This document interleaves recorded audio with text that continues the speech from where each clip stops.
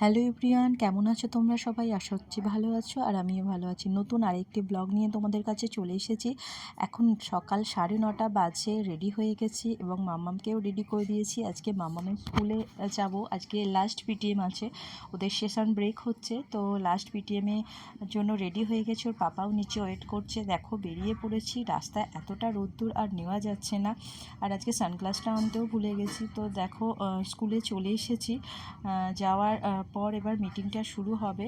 আর সারা বছরে কি করা হয়েছে বা কি বাচ্চারা কতটা কি পারফর্ম করেছে তার উপর পিটিএমটা হয়। তো দেখো এরপর একটা বক্স বা গিফট দেওয়া হয়, প্রতিবারই গিফটটা দেওয়া হয়। এটা দেখো বক্সটা দেখা যাক কি দিয়েছে।